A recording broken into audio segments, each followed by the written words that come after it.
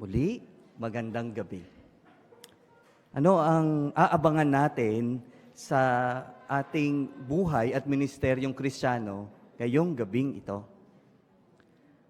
Paano tayo minamalas ng Diyos na Jehova? Makatwiran ba siya sa hinihiling niya sa atin? Ano ang tingin natin sa ating mga kakayahan at limitasyon? Ano ang tingin natin sa iba? Matututo tayo sa mahusay na halimbawa ng Diyos na Jehova sa atin ngayong gabing ito. Pag-uusapan natin ang mga tanong na iyan sa buong programa. Kaya hindi na natin ito patatagalin, mga kapatid. Tawagin natin si Brother Rodrigo Loreto para ihayag sa atin ang paksang alam niyang tayo ay alabok. Yung tema nating titingnan, yung alam niyang tayo ay alabok. Alam nating lahat yun na mula tayo sa alabok. May narinig ba kayo na ginagawa itong dahilan ng marami at sinasabi pag sila ay nagkakamali, nasabi nila, kasi tao lang, alabok lang. Di ba narinig natin yung gano'n? Baka nga minsan nakatwiran natin yan pasensya ka na, tao lang kakamali. Pero alam niyo ba na yung sinasabing alabok na yan, nung likay ng Diyos, yan ay nilikang kawangis ng Diyos na Jehova. Sila ay binigyan ng kabanalan, binigyan sila ng mahusay na kalagayan sa buhay. Mabuhay magpakilanman sa isang paraisong lupa. Kaya pagka tinitingnan natin yon na ginagawang dahilan, na alam ko lang ang tao, dapat tingnan natin na hindi lang yung alabok yung nagkakasala. Yung espiritual na mga persona, katulad ni Satanas na Diablo, sila hindi naman alabok, pero sila ay nagkakasala. Sila ay mga espiritu. Kaya paano pinakikisamahan o paano pinakikitunguhan ng Diyos na Jehova yung mga tao na nilikha niya bilang galing sa alabok? Doon sa teksto na ating titingnan una, ito yung binabanggit. Sabi diyan doon sa awit 103 verse 8, si Jehova ay maawain, mapagmalasakit, hindi madaling magalit at sagana sa tapat na pag-ibig. Kaya makita natin na tayo, na mga tao, ay pinakikitunguhan ng Diyos na Jehova sa ganitong paraan. Siya ay talagang napakabait, napakamapagmalasakit. Kung ating titingnan isang halimbawa sa Biblia, si Lot, yung kanyang pangalan, nung yung Sodoma at Gomorra ay gugunawin na ng Diyos na Jehova o pupuksain, si Lot ay kinuha ng mga anghel. Pagkatapos nilabas, pinipilit pa nga siyang ilabas. Pagkatapos siya dadalhin doon sa bundok, nakiusap si Lot, pwede ba doon na lang sa isang bayan na yon na maliit, na ang pangalan ay Suar, at ang Diyos na Jehova ay nagbigay sa kanya. At siya ay pinapunta doon sa Suar. Isang magandang bagay din yun dahil yung Suar na yun ay dapat pupuksain din ng Diyos. Pero dahil yung hiniling ni Lot doon pumunta, hindi na puksa yung bayan na yun. Naligtas sila. Kaya makikita natin na yung halimbawa din ng isa pa, si Jonas. Nung ang Nineveh ay pupuksain ng Diyos, hahatulan niya, hindi ba inutusan si Jonas? At alam natin yung kanyang kasaysayan. At nakita natin ng mga Ninevita ay tumalima at nagsisi at sila ay pinatawad ng Diyos na Jehova. Ganon kahalaga sa Diyos na Jehova yung pagmamalasakit na ibinibigay niya doon sa mga tao na nagsisisi. Pero paano kung palagi tayong nagkakamali?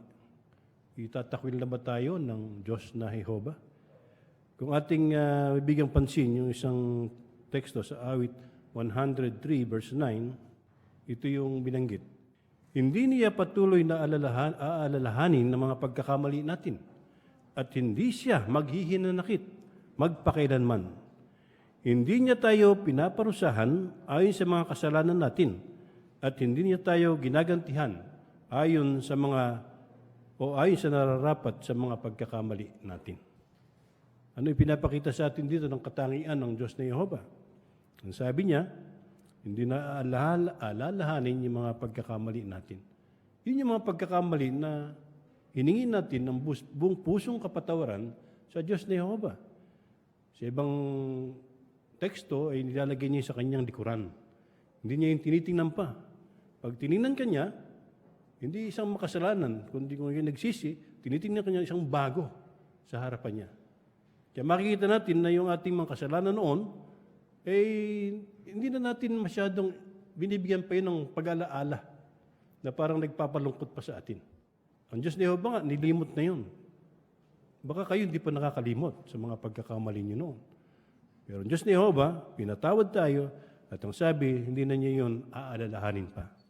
At yung kanyang paglalapat ng, sabi niya, ng parusa, hindi siya gaganti ayon sa mga nararapat sa mga pagkakamali natin. Baka ang sintensya ng isang nagkamali, napakalaki. Pero ang Diyos ni Jehovah, nakita natin na siya ay mapagpatawad. At meron tayong halimbawa dyan sa paggawa ng kalooban ng Diyos. Di ba si Samson ay kilala ninyo? Isa siya na malakas na tao, pero gumawi siya ng kahinaan dahil siya ay napatukso doon kay Delilah. Kaya makikita natin doon na bagamat siya nagkasala, hindi siya huminto. Nagpatuloy pa rin siya sa paglilingkuran sa Diyos. Kahit na siya ay nabulag, nandun pa rin yung kanyang debosyon sa Diyos na Jehovah. At nung bandang huli, nakita natin doon sa ulat na siya ay pinagpala ng Diyos at marami mga kalaban ang namatay dahil sa kanyang kalakasan. Siyempre, bigay yun ng Diyos na Jehovah. Merong isang kapatid sa makabagong panahon, ang pangalan niya ay Michael. Itong si Michael ay abala sa paglilingkod sa Diyos na Jehovah. At meron siyang pribilehyo. Kaya napaka-busy niya. Pero dumating yung panahon na siya ay nagkasala sa Diyos. At siya ay nadisiplina. Anong ginawa ni Michael? Sabi doon sa atin ay hindi siya sumuko. Nagsikap akong makabalik, ang sabi niya. At maibalik ko ang kugnayan ko kay Jehovah. Regular akong nananalangin, nag-aaral at nagbubulay-bulay. Paglipas ng panahon, nakabalik si Michael sa pribilehyo sa kongregasyon. At ang sabi niya, nakatulong sa kanya yung suporta at pampatibay ng mga kapatid. Siyempre pa, binanggit niya yung mga elder. Lalo na yung mga elder. Kaya nakita niya na mahal siya ng Diyos na Jehovah. At siya ay naging lingkod ng Diyos at nabalik yung kanyang masayang pakikipag-ugnayan sa mga kapatid. Yan ay maganda na makita natin. Yung binanggit naman ng awit 103 verse 14, sabi doon, dahil alam na alam niya ang pagkakagawa sa atin. Ito yung ating tema, inaalaala niyang tayo ay alabok. Tayo bilang tao, meron tayong limitasyon. Yung gusto nating gawin, baka hindi ayon sa ating kakayahan. Kaya nagpaplano tayo ng mga bagay ayon sa kung ano tayo. Kung ano yung dapat nating gawin. Merong acronym diyan dati na yung mga goal ay dapat SMART. Sistematiko, pagkatapos measurable, systematic, measurable, attainable. Tapos ay yung R ay realidad ba yun? Yeah? Tapos yung T, timely. Yung SMART na yun. Kaya pagka yung pinagsama-sama mo, yung goal mo, ito ba, magagawa ko ba ito talaga? Yung sistematikong mga tuntunin o yung mga plano mo. Pagkatapos ito ba yung makakaya talaga na gawin ng isa? Baka ang goal mo ay maging Bethelite. Magbe-Bethelite ako. Pero hindi ka man lang nag-i-AP.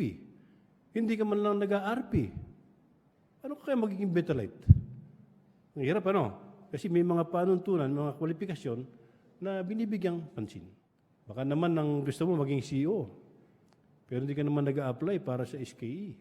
Kaya kailangan makita natin na may mga bagay na dapat tayong i-goal na meron tayong dapat gawin na mga step by step na mga yung tunguhin. Kaya makikita natin yung pag-ibig ng Diyos na Jehovah ay napakabuti sa atin. lahat ng gusto ng Diyos, yung makakayanan lang natin, yung ating ipagkakaloob sa Kanya. Yung buong puso nating magagawa para sa Diyos na Jehovah. Meron tayong dyan, yung picture, at merong isang tanong, tanungin ang sarili. Yeah. Makatuwiran ba ako sa asawa ko? Gaya ni Jehovah? Kayo nasasagot dyan, siyempre. Pag uwi niyo sa bahay, tanungin niyo yung sarili at ang inyong asawa, naging makatuwiran ba ako sa iyo? Tawagin natin yung chairman. Itulad ng tingin ng ibang tao sa Diyos na malupit at mahigpit, si Jehovah ay maawain at makonsiderasyon dahil alam niyang tayo ay alabok. Maraming salamat, Brother Rodrigo Loreto, sa malinaw na paghahayag ng bahaging iyan. Pumunta tayo sa ikalawang bahagi ng ating pulong ngayong gabi, ang espiritual na hiyas, at pangungunahan tayo nito ni Brother Julius Homok Jr. Sino pong nagnanais bumasa ng awit 104:24? Ay kisuyo po tayo. Pakisuyo po kay Sister Alcantara. Napakarami ng mga gawa mo, O Jehovah. Lahat ng iyon ay ginawa mo ng may karunungan. Ang lupa ay puno ng mga ginawa mo. Ayan, maraming salamat po sa pagbasa. And ang tanong, ano ang matututuhan natin sa tekstong ito tungkol sa pagiging malikhain ni Jehovah? Pakisuyo kay Brother Amora. May mga dalubhasang scientifico po na nakakaimbento ng kani-kanilang mga sariling gadget. At kahit napakaganda na nito, ito po'y may mga limitasyon. At ang natutunan ko po sa mga tekstong ito na ang Diyos na Jehovah ay may kakayanang umimbento at lumikha ng mga bago at sari-saring mga bagay na walang limitasyon. Ayan, napakaganda, no? Ngayon, maliwanag na yan. Dito tayo sa ikalawang tanong. Sa pagbabasa ng Biblia para sa linggong ito, anong espiritual na hiyas ang nagustuhan mo? Pakisuyo po kay Brother Jairo Regalado. May iba't ibang prediction po ang ang mga tao tungkol sa planetang lupa. Tinukoy po nila itong doomsday o pagkawasak nito sa isang iglap lang. Pero ayon po sa ating mapananaligang turo, hindi papahintulutan ng Diyos na wasakin ng anumang kapahamakan na elemento ang ating planetang lupa. Dahil tapat ang mga binitawang pangako ni Jehovah sa awit 104 verse 5 na ang lupa ay hindi makikilos o magagalaw sa lugar nito. Dahil iniingatan po ito ni Jehovah at mananatili magpakailanman. Ayan, maraming salamat po. Sister Relox Pakisuyo. Aguilar. Sorry, nagkapalit lang ako. Marami pong tao sa ngayon na nakakausap natin sa larangan na inaakala nila kaya mahirap yung buhay nila o kaya marami silang problema dahil doon sa mga nagawa nilang kasalanan. Pero maganda yung binanggit po dito sa awit 103:9 and 10 na gusto kong ibahagi sa kanila na ang Diyos na Jehovah, hindi niya pinaparusahan ng mga tao base doon sa kasalanan niya o ginagantihan sila, kundi ang Diyos na Jehovah ay mabait at makatarungan po. Ayan, salamat po. Sister Victoria, pakisuyo po. Sa awit 100, alam ng Diyos na Jehovah ang ating pinagmulan at mga limitasyon bilang anak niya. Binigyan po ng diin sa talatang ito ang ating kahinaan at pansamantalang pag-iral natin sa lupa. Gayunman, hindi ito dahilan upang tayo manghina. Sa halip, ito ay nagpapakita ng lalim at awa ng pasensya ng Diyos sa atin. At hindi niya tayo inaasahang maging perpekto, kundi inaalok niya ang kanyang biyaya at awa upang tayo ay suportahan. Ang pananaw po na ito ay nagtulak sa akin ng pananampalataya at umasa ng lakas at pag-unawa sa Diyos, lalo ng panahon ng pagsubok, bilang paalaala na hindi mababawasan ang ating pananampalataya dahil sa imperfection tayo. Ang pagmamahal ng Diyos ay matatag at hindi nagbabago. Hindi rin po ito nag-uudyok ng kababaan loob at pasasalamat. Kinikilala ko po na sa kabila ng ating kahinaan, tayo mahalaga sa ating Diyos na Jehovah. Ayan, salamat po. Sister Jemay. Na-appreciate ko po yung katangian ni Jehovah sa awit 103:9. Hindi niya po patuloy na inaalala ang kasalanan natin at hindi rin siya naghihinanakit Gaya po ni Jehovah, kung may makasakit man sa akin, gusto ko rin pong lubusang magpatawad ng walang hinanakit. Ayun, maraming salamat po. Brother Gumila, pakisuyo po. Sa 103:2-4, nais po nating tularan si David dahil makikita po natin na buong puso po siyang nagtitiwala sa pag-ibig ng Diyos na Jehovah. Binanggit po niya ang pagiging maawain at mapagpatawad na katangian ng Diyos na Jehovah. Ayan, salamat po. Kay Sister Homok, pakisuyo po. Sa 104:34, natutunan ko na yung mga bagay na madalas kong iniisip ay may malaking epekto pala ito sa kaugnayan ko kay Jehovah. Pinaalalahanan ako nito na bantayan yung aking sarili mula sa anumang questionabling libangan o mga usapan na walang kabuluhan at sa halip ay mag-focus sa mga bagay na may positibong epekto sa aking pananampalataya kagaya ng personal study at maglaan din ng panahon para bulay-bulayin ito at kung may pagkakataon, ipakipag-usap din ito sa ibang mga kapatid kasi yung mga ganong usapan ay makakatulong sa akin na huwag makapag-isip ng anumang negatibong bagay. Ayan, salamat po. Kay Sister Mariano, pakisuyo po. Madalas na kapag nagkamali ang isa, mas naaalala pa natin ang isa pang pagkakamali na matagal na niyang ginawa. Kaya nagustuhan ko po ang sinabi sa 103 verse 9 na hindi niya patuloy na aalalahanin ang mga pagkakamali natin. Nakita ko po ang pagiging mapagpatawad ni Jehovah at kung si Jehovah po ay kinalimutan na ang mga pagkakamali ko, dapat na ganun din po ang gawin ko para matularan ko si Jehovah at para maging kalugod-lugod po ang paglilingkuran ko po sa Kanya. Ayan, maraming salamat po.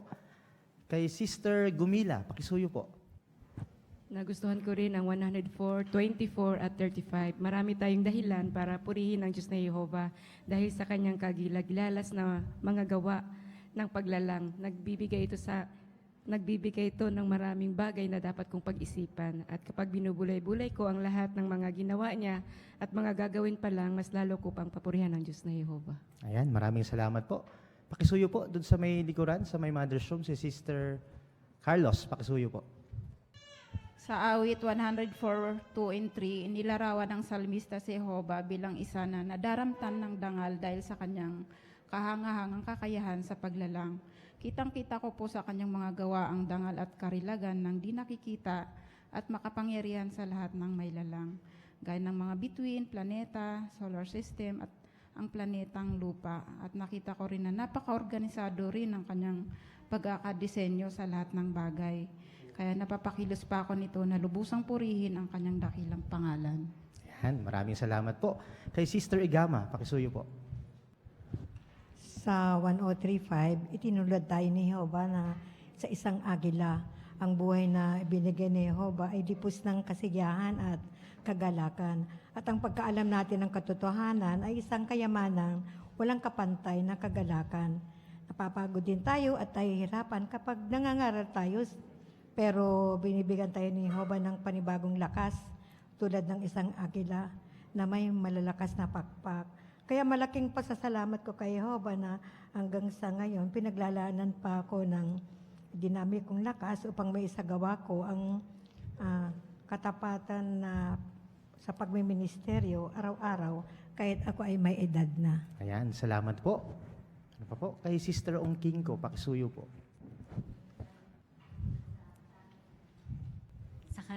Sa katangian ng Diyos na Jehovah na karunungan, nakita ko dito dahil sa taglay ng karunungan ng Diyos na Jehovah, karapat-dapat natin siyang purihin talaga at sambahin. Halimbawa na lang yung ginagawa ng mga engineers ngayon, yung tinatawag na biometrics, binibase nila sa kalikasan yung kanilang imbento. Tulad dun sa apot ng gagamba, napakahina nito at napakarupok. Pero kung yung bakal itutumba sa ganun kalaking hibla, napakatibay nito, na ano pat pwedeng makagawa sila ng chaleko na bulletproof dahil sa lakas nito. Dahil sa karunungan ito ng Diyos na Jehovah, sisikapin kong magpasalamat sa Kanya sa paggugol ko sa akin nalalabing lakas at buhay sa paglilingkod sa Kanya. Ayan, maraming salamat po. Pakisuyo po dun sa may likuran. Okay. Napatibay po ako ng teksto sa awit 103 verse 10 po. na si Jehovah ay hindi nagpaparusa sa ating mga kasalanan. Sa sobrang dami kong kasalanan na nagagawa, alam kong hindi ako inuusgahan ni Jehovah, kundi tinutulungan niya ako maituwid ang mga ito. Sa konteksto po, sa diwa po ng awit 130 verse 3 po, kung puro pagkakamali yung tinitingnan sa atin ni Jehovah, wala nang makakatayo. Kaya talaga napapatibay po na ako nito na magpatuloy lang kahit na nakakagawa ng pagkakamali o kasalanan. Salamat po. Ayan, napakaganda, no? Mga kapatid, nasa takdang oras na tayo. Maraming salamat sa inyong mga komento. Ganun din naman sa mga hindi natawag. Maraming salamat po. Pinapahalagahan po namin ang inyong pagsisikap.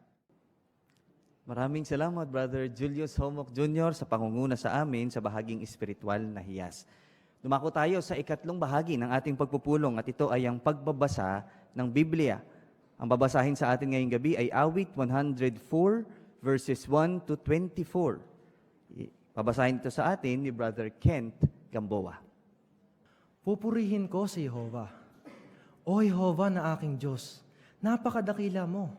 Nadaramtang ka ng dangal at karilagan. Nababalot ka ng liwanag na gaya ng damit. Inalalatag mo ang langit na gaya ng telang pantolda. Ang mga biga ng mga silid niya sa itaas ay inilalagay niya sa tubig sa langit. Ginagawa niyang karawahe ang mga ulap at lumalakad siya sa mga pakpak ng hangin. Ginagawa niyang makapangyarihang puwersa ang mga anghel niya. Ginagawa niyang lumalamong apoy ang mga lingkod niya. Itinayo niya ang lupa sa matatag na pundasyon. Hindi ito magagalaw sa lugar nito magpakailanman. Dinamtan mo ito ng malalim na tubig. Natakpan ng tubig ang mga bundok. Nang sawayin mo sila, tumakas sila. Pagkarinig sa tunog ng iyong kulog, nagtakbuhan sila sa takot. Umangat ang mga bundok at bumaba ang mga lambak sa lugar na inihanda mo para sa kanila. Nagtakda ka ng hangganan na hindi nila pwedeng lampasan para hindi na nila muling takpan ang lupa. Nagpapadaloy siya ng tubig papunta sa mga lambak. Umaagos ang mga ito sa pagitan ng mga bundok. Naglalaan sila ng tubig para sa lahat ng hayop sa parang. Napapawi ang uhaw ng may ilap na asno. Sa itaas nila, dumadapo ang mga ibon ng langit. Umaawit ang mga ito mula sa mayayabong na puno. Tinidilig niya ang mga bundok mula sa mga silid niya sa itaas. Nasisihan ng lupa sa bunga ng iyong mga gawa. Pinatutubo niya ang mga damo para sa mga baka at ang mga pananim para sa mga tao, para magbigay ang lupa ng pagkain at alak na nagpapasaya sa puso ng tao, langis na nagpapaningning ng muka at tinapay na nagpapalakas sa puso ng tao. Ang mga puno ni Jehovah ay nadidiligang mabuti. Ang mga itinanim niyang sedro ng Lebanon na pinamumugaran ng mga ibon. Ang bahay ng sigwana ay nasa mga puno ng enebro. Ang matataas sa bundok ay para sa mga kambing bundok. Ang malalaking bato ay kanlungan para sa mga kuneho. Ginawa niya ang buwan para maging tanda ng panahon. Alam ng araw kung kailan lulubog. Pinasasapit mo ang kadiliman at dumarating ang gabi at gumagala ang lahat ng hayop sa kagubatan. Ang mga leyon ay umuungal kapag naghahanap ng masisila at humihingi ng pagkain mula sa Diyos. Sa pagsikat ng araw, nag-aalisan sila at humihiga sa mga lungga nila.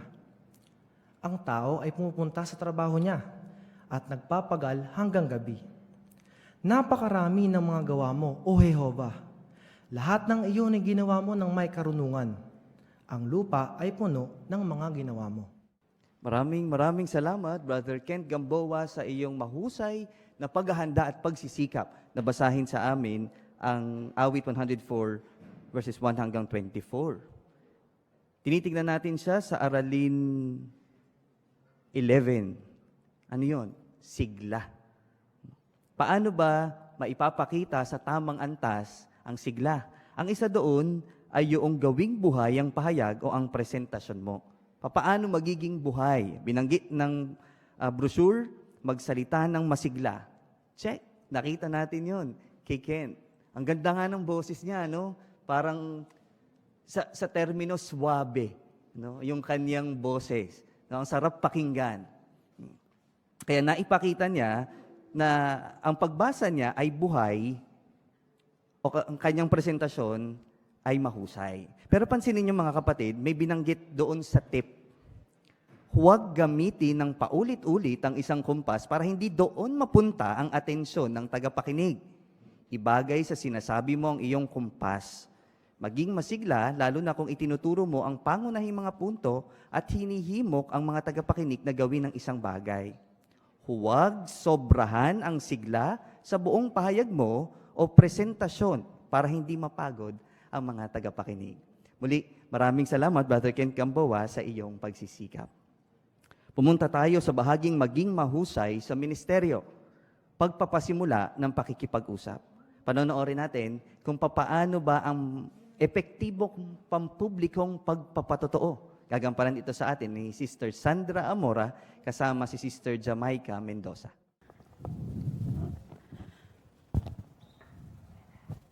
Hi, good morning. Gusto mo kumuha? Libre po ba yan? Ay, oo, libre lang yan. Pwede kang kumuha. Kung gusto mo dyan, saan ka interesado? Yun po sanang tanong. Ay, maganda yan. Ito. Ayan, maganda yung napili mo na yan. Ako nga pala si Ate Sandra. Ikaw, anong pwede ko itawag sa'yo? Ako po si Jam. Kanina pa po ako nag-aantay ng jeep dito, papuntang school. May klase po kasi kami maya-maya eh. Oo. Mahirap talaga mag-abang ng jeep pag ganitong oras, no? Kaya habang nag-aabang ka ng jeep, pwede natin pag-usapan yung napili mong libro. Kahit saglit lang, may gusto ka bang topic dyan? Ito po sigurong paano kung pakiramdam ko nag-iisa ako. Maganda yung topic na yan, Jam. Pero matanong ko lang, bakit yan yung napili mo? Pakiramdam ko po kasi makaka-relate ako dito. Kasi madalas pakiramdam ko, nag-iisa lang ako. Wala naman po kasi ako masyadong mga kaibigan. Ganun ba, Jam? Mahirap nga yung pinagdadaanan mo. Pero salamat sa pag-share mo. Alam mo, pwede mo ako maging kaibigan.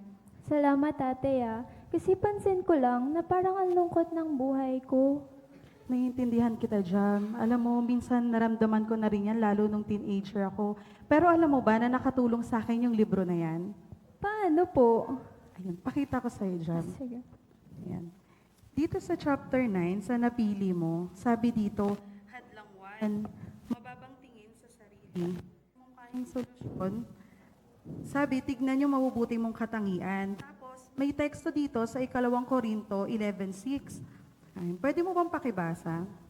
Dahil kahit hindi ako mahusay sa pagsasalita, mayroon naman akong kaalaman at malinaw namin itong ipinapakita sa inyo sa lahat ng bagay. Salamat sa pagbasa, Jam.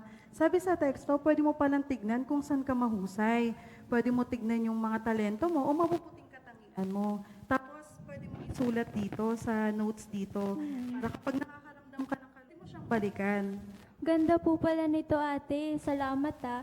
Mamaya po after school, babasahin ko to. Ayun. Nga pala, Jam, pwede ko bang makuha yung messenger mo?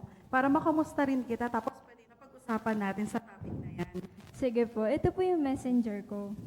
Ayun. Yan, ate, ito na ata yung jeep na inaantay ko. Una na po ako, ah. Sige, ingat ka, Jam. Salamat, ate. Maraming salamat, Sister Sandra Amora, ganon din sa inyong kasama, Sister Jamaica Mendoza. Maraming mahuhusay ng mga katangian ang nakita natin sa kanilang dalawa. Na-inspire ba kayo na mag-cart witnessing? Pwede natin gayahin ang kanilang mahusay na halimbawa. Tinitingnan natin si Sister Amora sa LMD Aralin 3, point number 4. Maging mabait at magalang sa pakikipag-usap. Napansin niyo kung papaano makipag-usap si Sister Sandra sa isang taong hindi naman niya kilala? Ang hirap talagang maghantay ng jeep, no? Pwede mo akong maging kaibigan, hindi ba? Binabanggit ng Aralin 3 na mahahalata iyon sa boses mo kung gusto mong tumulong sa iba. At naipakita yon ni Sister Sandra Amora. Oo, hindi tunog sarkastiko, tunog natural. Kaya malaki ang magagawa ng paghahanda. So sa tuwing magka-cart witnessing tayo, tiyak na inihahanda natin ang ating isip at puso para kumausap ng mga tao na posible na kumuha ng tumpak na kaalaman sa katotohanan sa Biblia. Muli, maraming salamat, Sister Sandra Amora, at ganun din naman sa iyong kasama, si Sister Jamaica Mendoza. Pumunta tayo sa ikalimang bahagi, ang pagdalaw muli. Ang setting, bahay-bahay. Talakayin sa kausap mong tumanggap ng Bible study ang video na mag-enjoy sa pag-aaral ng Biblia. Sister Karen Amora at Sister Spirolina Rabanes. Handa na kaming manood. Hello, Spy. Kamusta ka naman? Okay lang naman ate, sa awa ng Diyos, mabuti naman. Upo po muna kayo. Ay, salamat, Spy. Bumalik ako dito, Spy, dahil doon sa sinabi ko nung nakaraan na may papanoorin muna tayong video bago tayo mag-start ng pag-aaral sa Biblia. Oo nga ate, kaya iniintay ko rin talaga kayo. Salamat sa pag-aantay, Spy. Ito pala yung video, panoorin natin. Ayan. Ganun po pala yung pag-aaral ng Bible ate. Maganda pala kasi marami akong matututuhan. Tama ka dyan, Spy. Pero ano yung mga ilan doon na pwede mong matutunan? Natandaan ko po dun sa video, sabi kung paano makakayanan yung problema, paano magiging masaya sa buhay, paano ako mapapalapit sa Diyos, at kung paano ako makakatiyak na magkakaroon ako ng magandang kinabukasan, pati yung pamilya ko. Ayan, marami tayong matututunan, no? Pakita ko sa'yo yung sinabi dun sa video na brochure. Ito yung masayang buhay magpakailanman. Meron dito mga para po. Ayan. At sa bawat para po, may tanong na sasagutin. Tapos, sa para po na yan, may mga teksto. At tapos, meron ding teksto na nakalagay na basahin. Babasahin natin yung tatalakayin natin. At pagkatapos, meron ding pag-aralan. Ayan. Dito, merong video, tapos pwede mong piliin kung anong wika yung gusto mo para mapanood mo ng mas conveniente sa'yo. Tapos, pagkatapos nitong aralin na to, merong review section. Pero doon sa video, Spy, naalala mo ba kung gaano tayo katagal na mag-aaral? Sabi dun ate, nakadepende naman daw sa akin, pero mas okay pala yung isang beses sa isang linggo. Pero kahit isang paragraph lang. Oo, Spy, no? Hindi ko uubusin yung oras at panahon mo sa pag-aaral natin ng Biblia. Ayan. Pero lagi mo sanang tatandaan na yung pag-aaral natin ng Biblia, ito yung magbibigay sa'yo ng gabay para sa masayang buhay.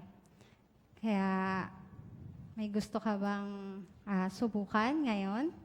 Parang gusto ko na ate itry yung Bible study. O sige, try natin dito sa unang paragraph. Ayan. Pwede mo bang pakibasa yung unang para po? Ayan, salamat sa pagbabasa, Spy. Doon sa tanong, sa una, anong tanong ang sinasagot ng Biblia? Sabi dito ate, kung paano nagsimula yung buhay, ano yung layunin ng buhay, bakit nagdurusa yung mga tao, ano yung mangyayari sa atin kapag namatay tayo, kung gusto ng mga tao ng kapayapaan, bakit may mga digmaan, at ano yung mangyayari sa lupa sa inaharap. Ayan. Alam mo ba, Spy, na maraming tao yung naghahanap ng sagot na sa mga tanong na iyan. Pero milyon-milyon na rin yung nakakita ng sagot. Sa tingin mo kaya, Spy, saan nila nakita yung sagot na yon? Sa Bible, ate? Tama ka dyan, sa Bible. Kaya ganito lang, Spy, yung pag-aaral na gagawin natin. Sa susunod, babalik ako para ito namang paragraph 2, yung pag-aaralan natin. Maraming salamat, Sister Karen Amora. Ganon din sa iyong kasama, si Sister Spirolina Rabanes. Marami rin tayong nakitang mahuhusay ng mga katangian sa kanila. Nakita niyo ba kung paano epektibong magbukas ng Bible study gamit ang video? Oo, napakahusay nila, no? Diyan tinitignan si Sister Karen Amora sa Aralin 9. Tamang paggamit ng visual aid. Paano ba natin magagamit ng tama ang visual aid? Binanggit dito, tulungan ng mga tagapakinig na hindi lang ang visual aid ang matandaan. Baka masabi nila, ay, ang ganda ng video. Pero wala man silang nakuha. Ang sabi dito, kundi pati ang puntong itinuturo mo. Paano niya naidiin yung mga matututuhan niya? Pagkatapos ng video, nagtanong siya, ano yung mga natutunan mo? O ano yung mga pwede nating matutunan kapag nag-aral tayo ng Biblia? Dahil doon, nakita niya o naalala nung nanood ng video na, ay, ito pala yung mga pwede nating matutuhan. Maganda din yung point dito sa brochure. Siguraduhing makikita ng mga tagapakinig mo ang visual aid. Minsan, pagka shinare natin ang video, baka masyadong malabo yung, anong tawag, brightness. O, tignan muna natin, baka hindi nakita. O kaya yung sound. Para pagdating natin, pag pinlay natin ito, makikinabang, hindi sayang ang panahon ng may bahay. Muli, maraming salamat, Sister Karen Amora. Tumako tayo sa ika-6 na bahagi at ito ay ang pahayag. Tema, dapat mahalin ng asawang lalaki ang kanyang asawang babae gaya ng sarili niya. Brother Milky Domingo, handa na kaming makinig. Ang Diyos na Jehova ang siyang nagpasimula ng kaayusan ng pag-aasawa at nais niya ito na magiging maligaya. Kaya naman siya ay naglaan ng maraming payo mula sa Biblia na tutulong sa atin upang maging matagumpay ang buhay mag-asawa. Isa sa mga payo ito na ating pag-usapan, mga kapatid, sa gabing ito ay yung mababasa natin sa Efesos 5:33. Ang sabi sa atin ay ganito, ito'y payo para sa mga asawang lalaki. Gayunman, mahalin ng bawat isa sa inyo ang kanyang asawang babae gaya ng sarili niya. Kaya tayo mga asawang lalaki pinapayuan na mahalin natin ang ating asawang babae tulad ng ating sarili. Ngayon, paano natin ito nagagawa? Bueno, natural lamang na mahalin natin ang ating sarili, di ba mga kapatid? At ipinapakita natin yan sa iba't ibang mga paraan. At sa gabing ito, pag-usapan natin ng 3 sa mga paraan na ito. Ang una ay pinapakain natin ang ating katawan. Ito ay mababasa din natin sa Efesos 5:29, ang sabi, dahil walang sino mang napupo sa sarili niyang katawan, kundi pinapakain niya ito at inaalagaan. Ngayon, paano natin ito nagagawa, mga kapatid? Bilang pagmamahal sa ating asawa tulad ng ating sarili. So, kailangan natin sila isapatan sa kanilang material na pangangailangan. Pero higit sa lahat, sikapin natin na mapapakain sila ng husto sa espiritual. Kaya tsakin natin na sila ay lubusang makikinabang sa mga Kristiyano, mga pagpupulong, mga kumbensyon, asamblea, at maging sa ating pampamilyang pagsamba. Ang ikalawang paraan na ipapakita natin ang likas na pagmamahal sa ating sarili ay kapag binibisan natin o ginagayakan natin ito, mga kapatid. Kalimitan, kapag ginagayakan natin ang ating sarili, ay sinisikap natin na takpan o bawasan ang ating mga kapintasan o itago na anumang hindi ka nais-nais sa ating itsura, hindi ba? Sapagat nais natin laging maganda ang ating anyo sa harapan ng iba. Ngayon, paano natin ito magagawa para sa ating mahal na asawa? Magagawa natin yan kapag hindi tayo nagpupokus sa kanilang kapintasan, lalo na sa harapan ng ibang mga tao. Sa halip, tinatakpan natin o pinapalampas natin ang kanilang maliit na pagkakamali at pagkukulang. Sikapin nating magayakan mabuti ang ating asawa. Gawin natin silang maganda hanggat maari sa paningin ng iba at maging sa ating mismong sarili. Ang ikatlong paraan na may papakita natin ng likas na pagmamahal ang asawang lalaki sa kanyang sarili ay kapag pinagpapasensyahan niya ang kanyang pagkukulang o pagkakamali. Kapag nagkakamali tayo, kalimitan ay gumagawa tayo ng alibay, hindi ba? Sinisisi natin yan sa halimbawa sa ating minanang kasalanan, wala tayong tulog, o kaya antas ng ating high blood o ang blood doon sa ating blood sugar, o kaya sa panahon, o sa iba pang paraan. Dahil ginagawa natin yan dahil naunawaan natin ang ating limitasyon at pinagpapasensyahan natin ang ating mga pagkakamali. Ngayon, paano natin magagawa ito sa ating mahal na asawa? Pagpapasensyahan din natin siya sa katulad na paraan. Maging positibo tayo at laging isiping may mabuti siyang motibo. At pag medyo magaspang ang kanyang pananalita at medyo padalos-dalos, sikapin nating unawain ang dahilan sa kanyang pagkilos. Sikapin nating palampasin ang kanyang pagkakamali, lalo na kapag alam natin na mayroon siyang pinagdadaanan sa emosyon. Napag-usapan natin, mga kapatid, ang 3 paraan kung paano naipapakita ng asawang lalaki ang likas na pagmamahal sa kanyang sarili. Una, pinapakain niya ito, ginagayakan niya ito, pinagpapasensyahan niya ito ng kanyang pagkakamali. Kaya harinawa, tayong lahat na mga asawang lalaki ay magsikap na lubusang ipakita ang 3 paraan ito ng likas na pag-ibig. Hindi lang para sa ating sarili, kundi para sa ating mga minamahal na asawa. Kung gagawin natin yan, Tiyak na maging masaya at matagumpay ang ating buhay mag-asawa. At higit sa lahat, magbibigay ito ng kapurihan sa ating Diyos na Jehova, ang Diyos na nagpasimula ng kaayusan ng pag-aasawa. Maraming salamat, Brother Milky Domingo, sa mahusay na paghayag sa amin ng temang dapat mahalin ng asawang lalaki ang kanyang asawang babae gaya ng kanyang sarili. Napakadaming mahuhusay na mga katangian ni Brother Domingo. Nakita natin kung paano niya inilatag ang kanyang tema, no? Malinaw. Nagbigay ng 3 paraan, may punto. Alam natin yon. Una, ikalawa, ikatlo. Pagkatapos, nagbigay ng pagkakapit. At pagkatapos, yung kanyang conclusion, epektibo. Nagbigay ng review, maikling sumaryo sa lahat ng kanyang tinalakay. Maraming salamat sa mahusay na halimbawang iyan sa amin, Brother Domingo. Tinitignan natin si Brother Domingo sa Aralin 1, epektibong introduksyon. Napakahalaga ng introduksyon. Kasi dito makukuha ang atensyon ng tagapakinig. Para mag-focus sila sa mga susunod mong sasabihin. Naalala nyo ba yung introduksyon ni Brother Domingo? Hindi man ito yung exact verbatim, pero si Jehovah ang nagsimula ng pag-aasawa. Kaya si Jehovah, alam niya ang pinakamahusay. Makapagbibigay siya ng mahusay na payo sa mga mag-asawa. O dahil sa mahusay niyang introduksyon, nakinig tayong lahat.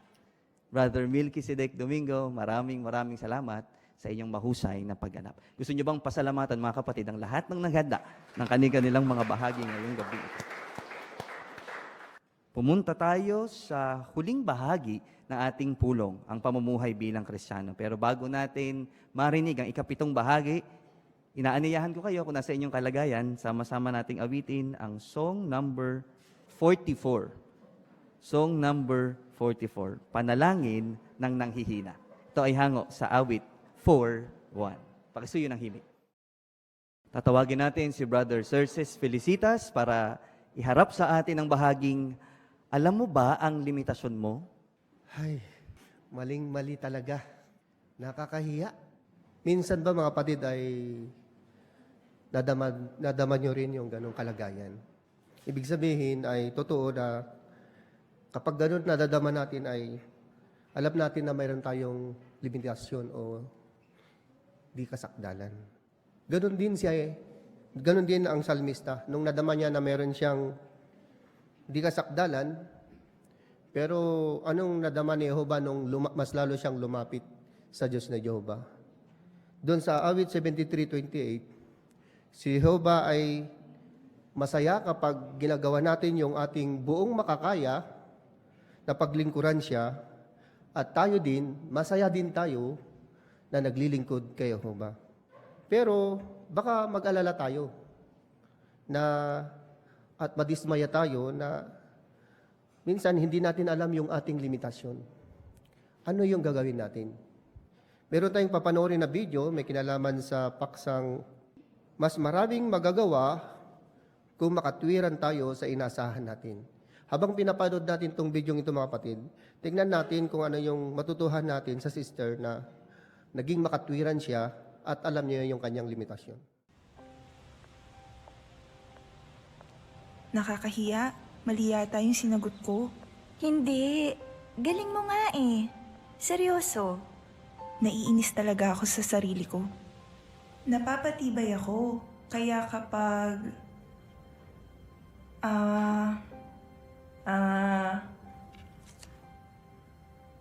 yun na po. Minsan naapektuhan na ako ng mga negatibo kong iniisip. Kaya kahit yung mga simpleng bagay lang sana, di ko na magawa.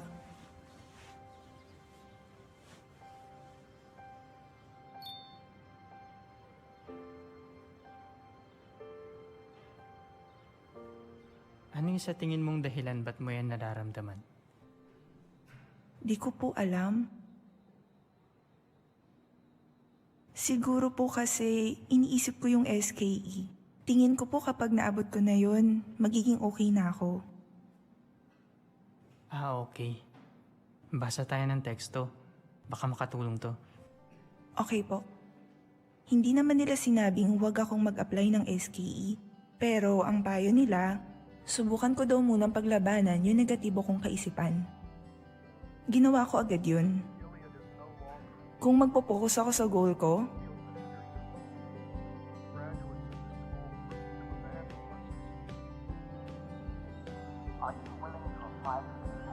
at aalagaan ang sarili ko, makakapag-SKE din ako.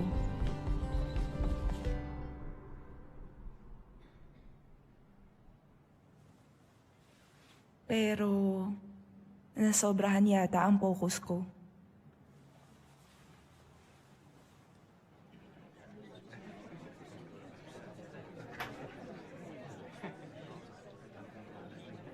Salamat po.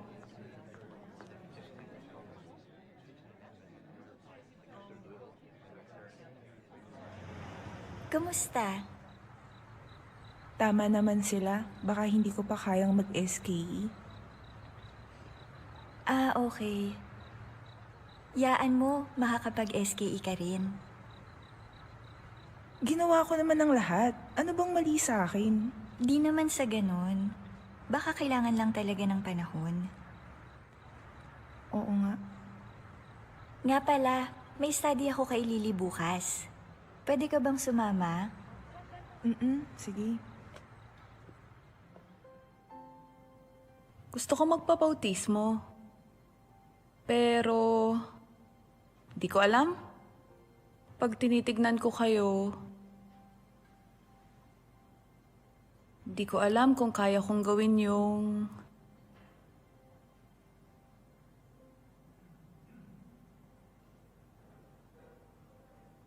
Okay lang yan, Lily. May gusto akong i-share sa'yo. Yung nasa Mika 6:8. Pwede mo bang basahin? Sinabi niya sa iyo o tao kung ano ang mabuti at ano lang ang hinihiling sa iyo ni Jehovah, ang maging makatarungan, ibigin ang katapatan at maging mapagpakumbaba sa paglakad na kasama ng iyong Diyos. Doon sa last part, maging mapagpakumbaba. Ibig sabihin yan, dapat alam natin yung limitasyon natin. Kaya anong pinapagawa sa iyo ni Jehovah? Yun bang hindi mo kaya? O yung mga bagay na kaya mo lang gawin? Yung mga kaya ko lang gawin. Oo, hindi siya nag-e-expect ng higit pa doon. Ang totoo, yung payong binigay ko, yun yung pinayo sa akin ng mga elder. Kailangan ko ring gawin yun. Alam ko ng problema ko. Masyadong mataas ang ina-expect ko sa sarili ko. Dapat akong maging makatotohanan. Kailangan talaga ng panahon. Kailangan kong maghintay. Hindi naman sa hindi na ako aabot ng goal.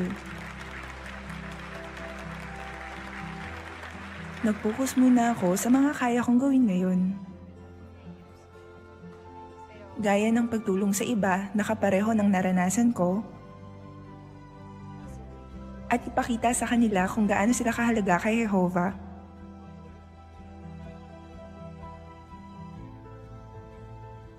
Pwede natin i-share sa study natin kung paano natin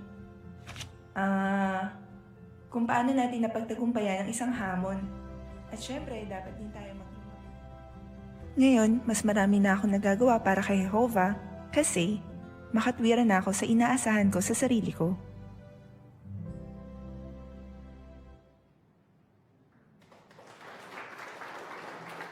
Sa tanong, mga kapatid, ano ang iniasahan ni Jehovah sa atin? Sister Loreto? Tulad po sa binasang teksto, inaasahan po ng Diyos na Jehovah sa atin na maging makatarungan tayo, maging tapat sa ating sarili, at maging mapagpakumbaba. So sa pagiging mapagpakumbaba, magiging makatuwiran tayo sa inaasahan natin, mismo sa sarili natin. Hindi nag-i-expect ang Diyos na Jehovah ng sobra-sobra o higit pa mula sa atin o yung makakaya lang natin dahil alam ng Diyos na Jehovah yung mga limitations natin. Salamat. Sister Doom. At karagdagan din po dun sa Mika 6:8 na dapat na maging makatarungan tayo, ibig sabihin makatwiran tayo sa inaasahan natin sa ating sarili. Dahil hinihilingan tayo ni Jehovah sa hindi natin makakaya, kundi sa ano ang kaya nating gawin sa abot ng ating makakaya. Salamat. Meron pa kayo napansin, mga kapatid? Dadako natin sa pangalawang tanong.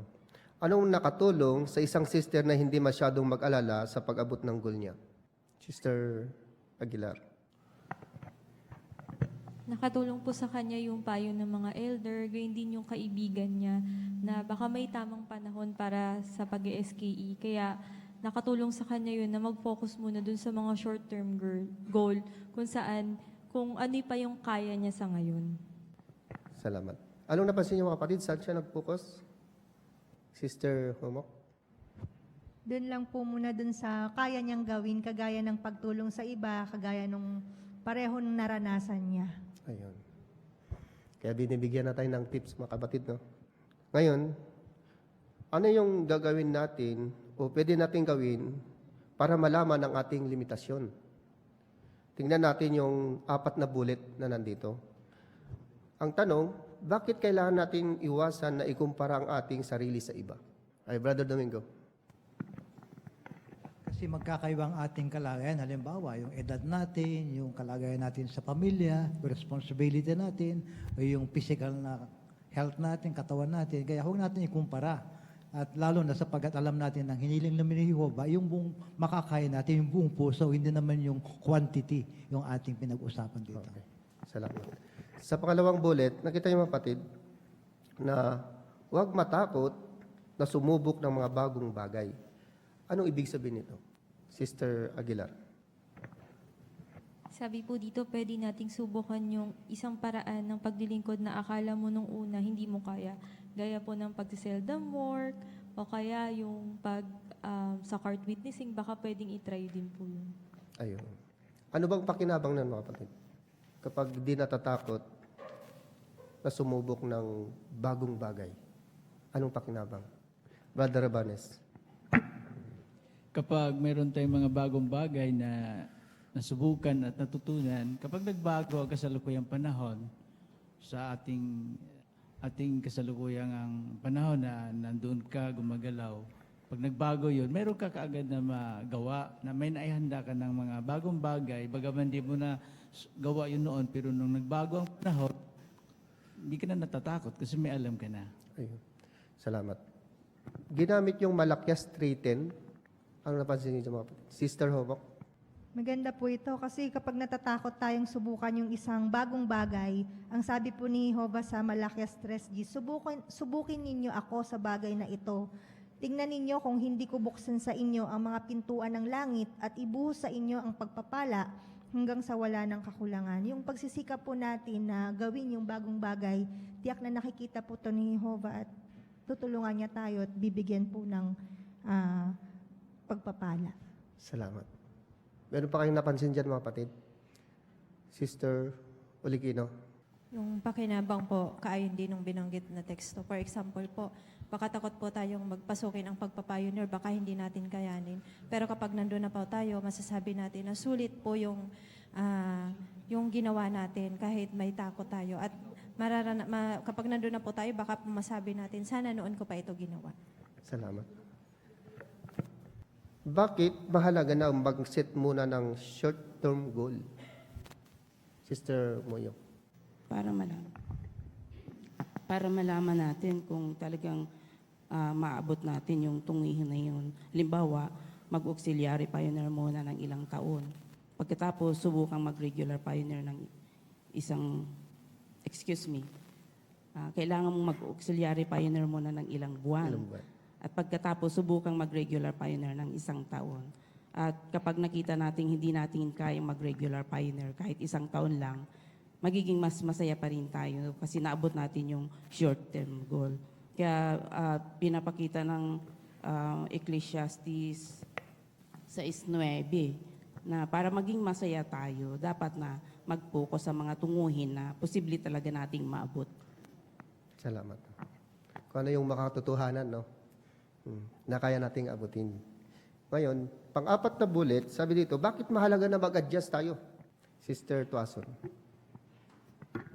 Dahil po nagbabago yung mga kalagayan at mga limitasyon natin.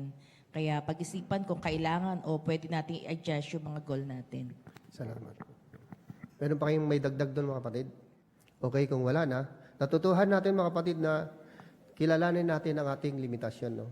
dapat maging makatwiran tayo at maging makatotohanan at pumili tayo ng short-term goal na maaari nating maabot, lalong-lalo na kapag tutulong tayo sa iba at simpleng tulong lang yon pero mas lalo tayong sumusulong sa spiritual. Maraming salamat, Brother Felicitas, sa bahaging iyan. Tatawagin natin si Brother Reynold Tuazon para pangunahan tayo sa bahaging pag-aaral ng kongregasyon sa Biblia. Muli ay welcome mga kapatid sa ating Congregation Bible Study at nasa chapter 17 na tayo ng ating aklat na Lubusang Magpatotoo. Kung inyo maalala, noong nakaraang linggo, sina Apostol Pablo, Silas at Timoteo, sila ay naglakbay mula sa Pilipos patungo sa Thessalonica. At nung sila ay nasa Thessalonica, si Apostol Pablo ay nangatwiran doon sa mga sinagoga. Nagpunta siya doon para makipag-atwiran batay sa mga referensya mula sa kasulatan. Ano kayang naging resulta? Yan ang ating pag-uusapan mga kapatid sa pagkakataong ito. Kaya nandito tayo ngayon sa subtopic na ang ilan ay naging mananampalataya. Ang tatalakayin natin ay ang nasa Gawa 17:4 hanggang 7. Yan ang ating masasaklaw ngayong gabi sa ating pag-uusap. Ang ating tagabasa ng parapo ay si Brother Limuel Muyo at atin na ngayon babasahin ang parapo 8 hanggang 10. Pakisuyo.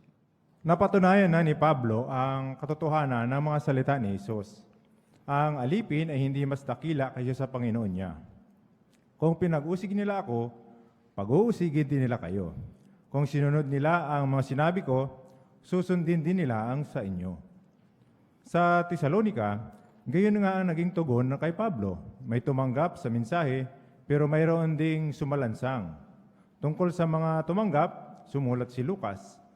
Ang ilan sa kanila, o mga Hudyo, ay naging mananampalataya, mga Kristiyano at sumama kina Pablo at Silas. Gayon din ang mga maraming Grego na sumasamba sa Diyos at mga babaeng kilala sa lipunan.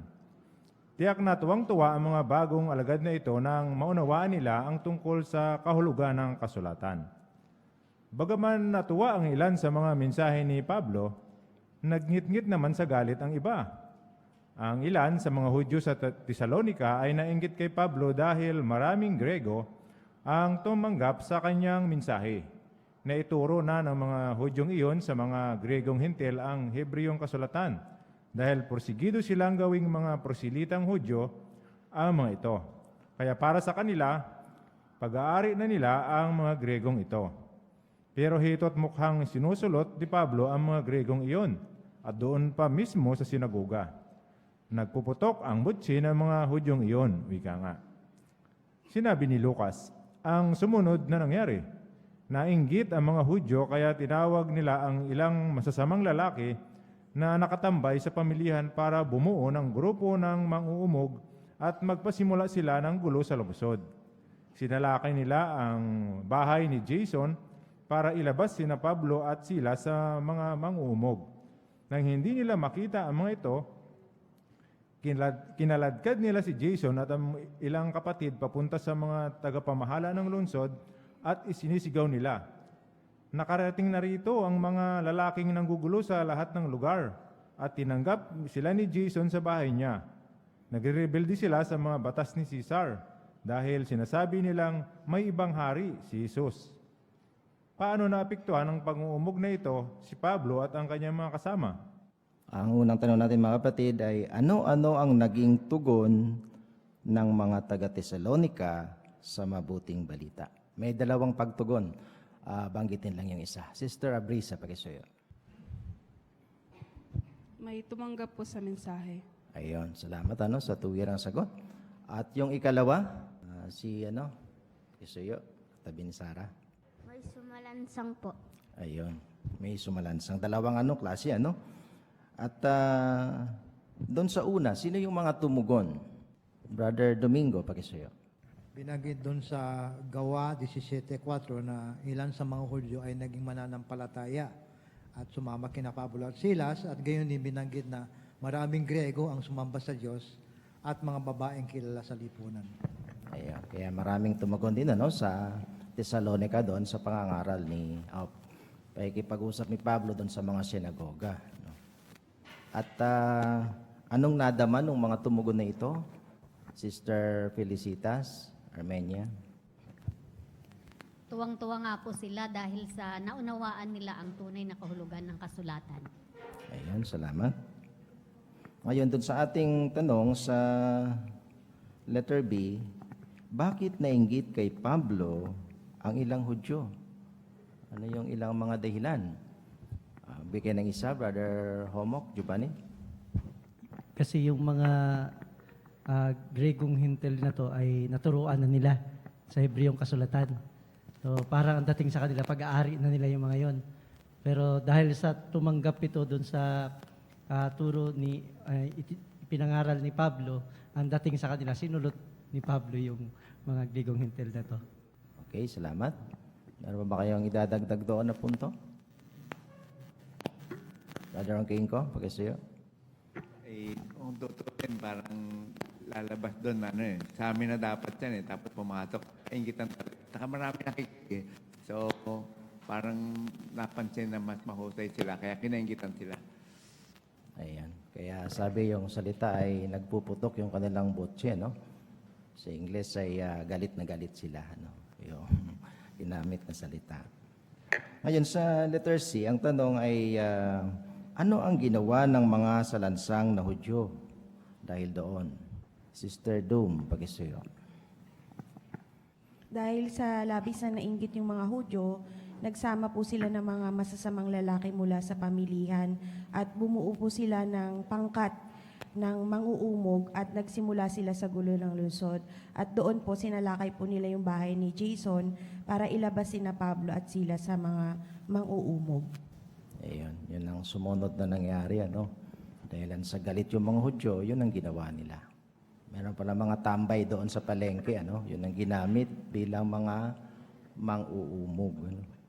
Ngayon, kung titingnan natin sa larawan, nais nating tingnan yung larawan. Sino nais na magkomento?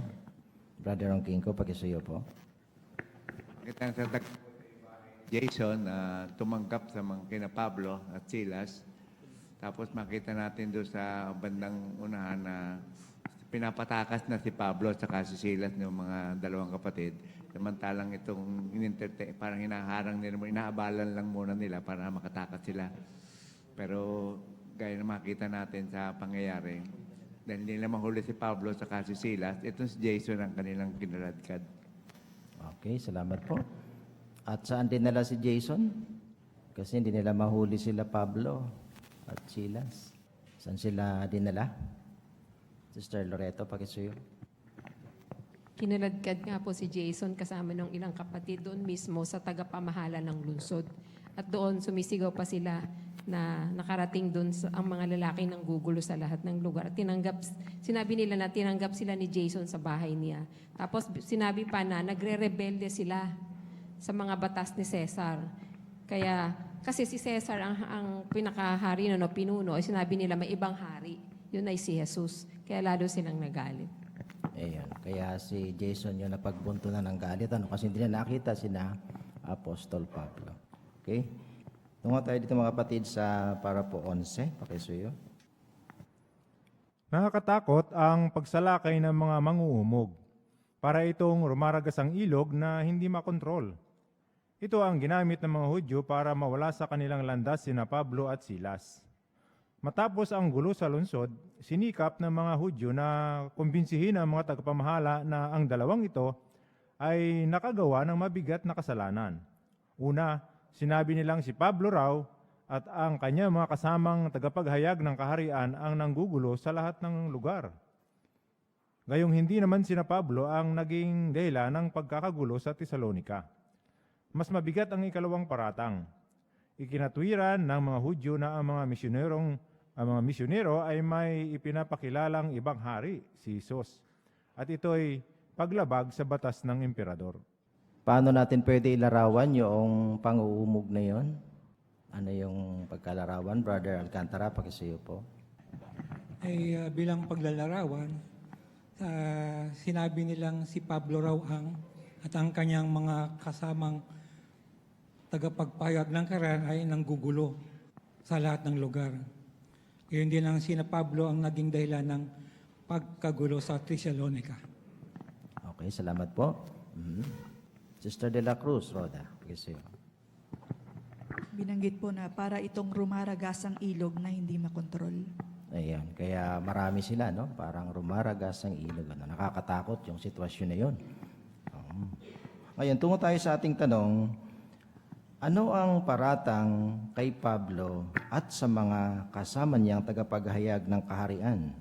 At anong atas o batas ang marahil nasa isip ng mga nagpaparatang sa kanya? Sa unang bahagi ng tanong, mga kapatid, ano yung paratang? Ano yung una? Hindi nabanggit na kanina, no?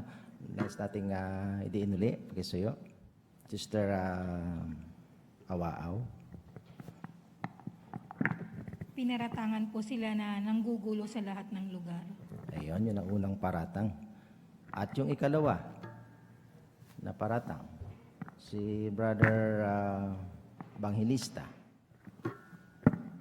Ikinatwira ng mga Hudyo ng mga misyonero ay ang pinakikilala ni bang hari si Jesus at ito'y paglabag sa batas ng emperador. Ayun. Meron silang ipinakikilalang hari. Ano? Bakit seryoso yung bagay na yun? Bakit isang bagay ito na maging malaking problema para sa mga Kristiyano noon? Wala kina Pablo. Ano yung sabi doon sa ating talababa? Pwede natin komentuhan yun? Sister Homok, Marian? Ayon po sa footnote, pinagbabawal noon ni Caesar yung pagbibigay ng prediction na may darating na isang bagong hari o kaharian, lalo na kung sinasabing ito yung papalit o hahatol sa nakaupong emperador.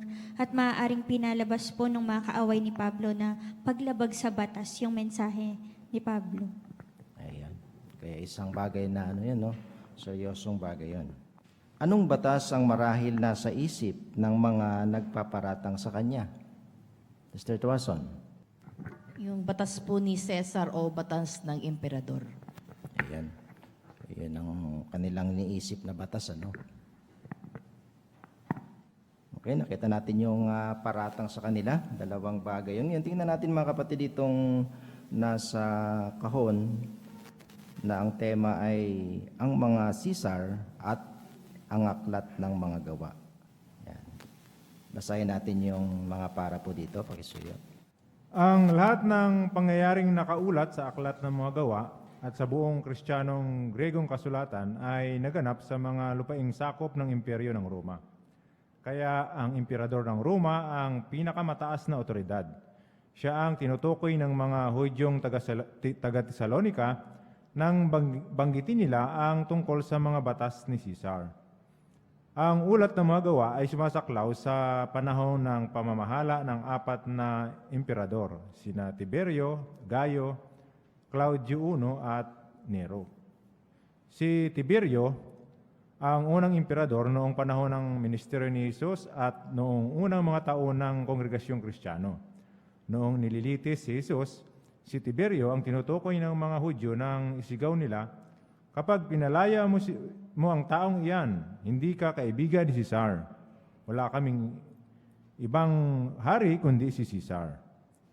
Si Gayo, kilala rin bilang Caligula, ay hindi binanggit sa Kristiyanong Gregong kasulatan.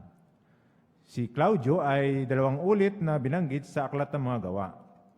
Gaya ng inihula ng Kristiyanong propetang si Agabo, isang malaking tagutom noong mga 46 CE ang sumapit sa buong lupa noong panahon ni Claudio. Bukod dyan, noong 49 o pasimula ng 50 CE, pinaalis ni Claudio ang lahat ng Hudyo sa Roma, kaya naman napilitan sina Aquila at Priscilla na lumipat sa Corinto, kung saan nakilala nila si Apostol Pablo. Si Nero ang Caesar na nilapitan ni Pablo para mag-apila. Sinasabing isinisi ng emperador na ito sa mga Kristiyano ang sunog na tumupok sa kalakhang bahagi ng Roma noong mga 64 CE. Dinagdagal noong mga 65 CE, ibinilanggo si Apostol Pablo sa Roma sa ikalawang pagkakataon at ipinapatay. Okay, kaya sino yung mataas na otoridad mga kapatid noon sa Roma? Sino yung pinakamataas na otoridad? Sister Homok, pakisuyo. Yung emperador po ng Roma. Ayan.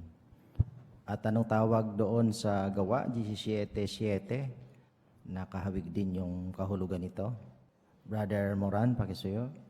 Sa gawa 17:7, ito po ay tinutukoy rin na mga batas ni Cesar. Ayun. Kaya yung batas ng emperador, batas ng Caesar, ay halos yun na rin yun. Ano? At ilang emperador yung nasasaklaw nung panahon ng ulat ng gawa? Ilang emperador yon? Sister Cruz, Gina? 4 nga po na emperador, sina Tiberio, Gayo, Claudio, at Nero. Ayun, salamat. Ano yung ating maalala doon kay Tiberio bilang emperador? Ano yung mga bagay na naugnay siya sa ulat ng o kaya sa Bible kay Tiberio, Caesar? Sister King ko po, pakisuyo. Siya po yung emperador nung panahon ng ministeryo ni Jesus at nung unang mga taon ng Kongregasyong Kristiyano. Ayun. Siya yung nasa pwesto noon nung panahon ni Jesus, ano? Nung panahon na kinakausap ni Pilato si Jesus, siya yung nasa pwestong emperador, ano? Ano kayong dagdag na punto doon na gustong banggitin? Brother Domingo? Si Tiberio din yung tinutukoy ng mga Hudyo nung isigaw nila na kapag pinalaya ni Pilato yung taong yan, hindi kami kiibigin ni Cesar. Walang kaming ibang hari kundi Cesar. Yung Cesar na yun ay tinutukoy nila si Tiberio. Ayan. So nakita natin yung tungkol kay Tiberio, no? Ngayon, sino naman yung hindi nabanggit sa Bible na dito sa ulat nito na emperador? Pero naupo din siya. Si Joaquin, pakisuyo Joaquin. Si Gayo po. Ayun. Okay. At doon naman kay Claudio, ano naman yung naalala natin sa kanya nung siya ay nasa pwesto? Anong mga pangyayari na nakaulat sa gawa? Ano yung nangyari nung panahon niya sa mga Kristiyano? Nadirang king ka po, pakisuyo. Kasi yung taklaw ng pamahala ni Claudio I ay 41 to 54. Kaya noong 46 CE, yung nagkaroon ng iniulat ng gawa 1128 na nagkaroon ng tagutom. At doon nabanggit yung pangalan ni Claudio, parang siya yung namamahala nung panahon na yun. Inabutan niya yun. Tapos yung pangalawang pangyayari naman, noong 49 o yung pasimula ng 50 CE, pinaalis ni Claudio ang lahat ng Hudyo sa Roma. Yun ang dahilan kaya nalipat si Aquila at si Priscilla sa Corinto at doon nagtagpo si Pablo at saka ito mag-asawa na to. Okay, salamat po. At doon sa huling emperador na umupo sa pwesto, ano yung masasabi natin?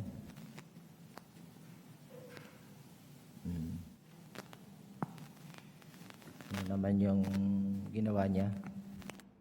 May binibintang siya eh. Sister Canuto, pakisuyo. Ito naman po ay si Nero na ang Caesar na nilapitan ni Pablo para mag-apila. Okay. Meron pa po? Sinasabing sinisisi ng emperador na ito sa mga Kristiyano ang sunog na tumupok sa talakhang bahagi ng Roma noong 64 CE. At di nagtagal noong 65 CE, ibinilanggo si Apostol Pablo sa Roma sa ikalawang pagkakataon at pinatay. Ayan. Kaya sa ilalim yun ang pagiging emperador ni Nero, no? Yung napatay si Pablo. Brother King ko?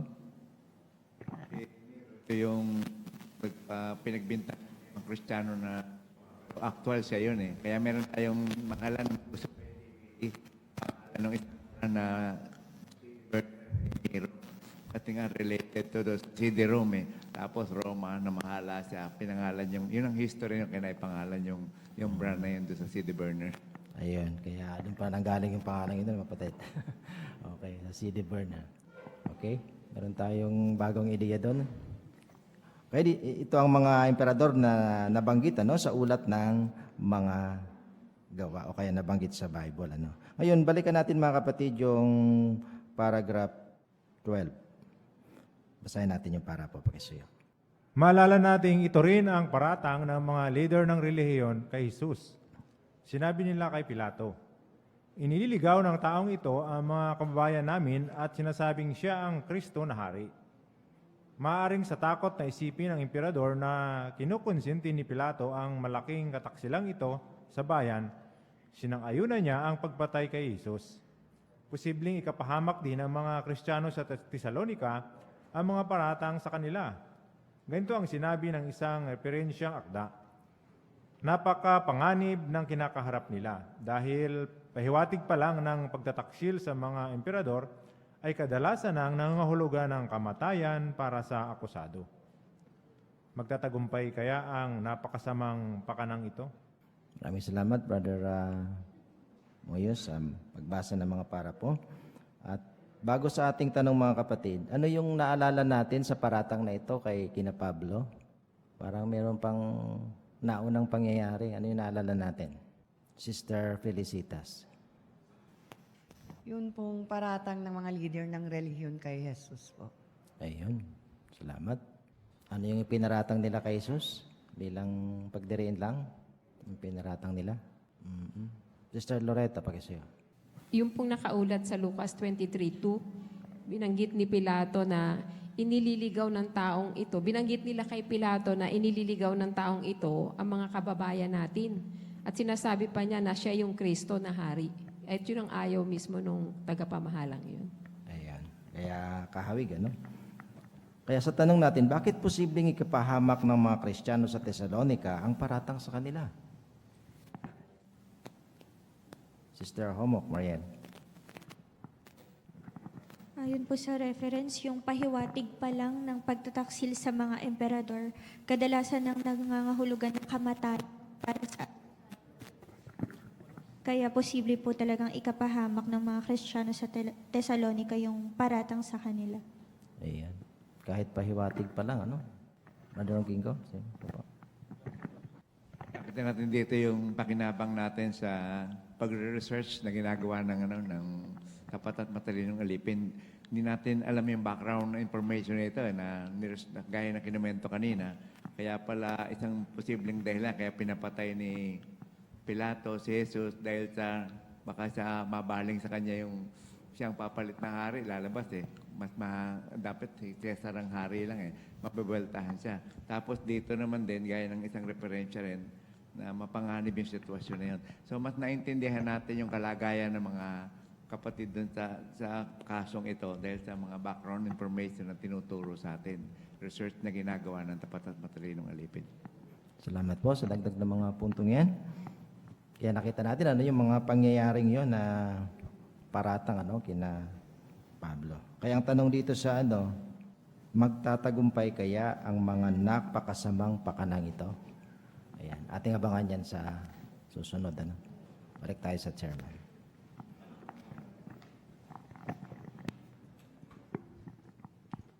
Maraming salamat, Brother Tuazon, sa mahusay na pangunguna sa amin sa pag-aaral ng kongregasyon sa Biblia.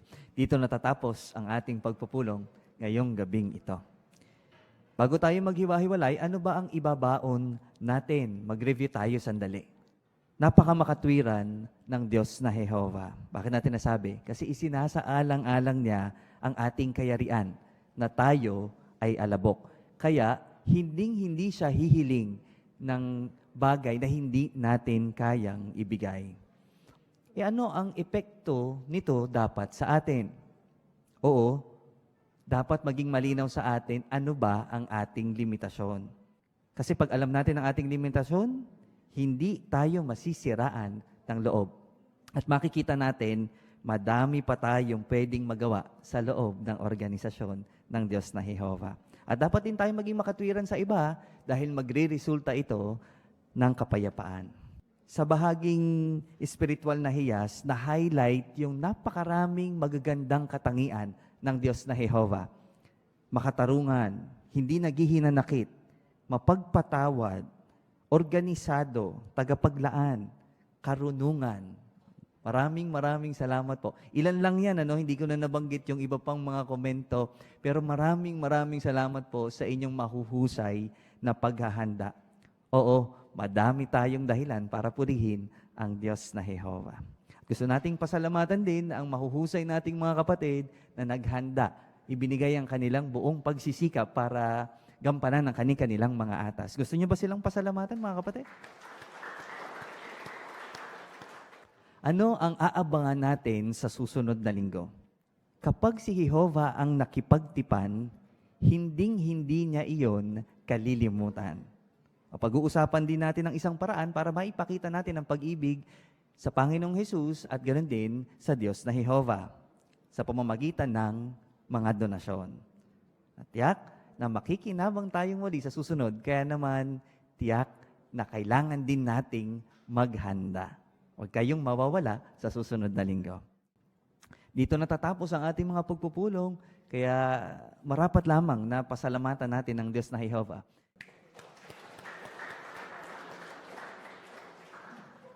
Isara natin ang masayang pagpupulong natin ngayong gabi sa pamamagitan ng sama-sama nating pag-awit ng song number 55, Huwag Matakot sa Kanila. Ito ay hango sa Mateo 10:28. At pagkatapos, hihilingan natin si Brother Rodolfo Ongkinko para katawanin tayo sa pansarang panalangin. Pakisuyo ng himig.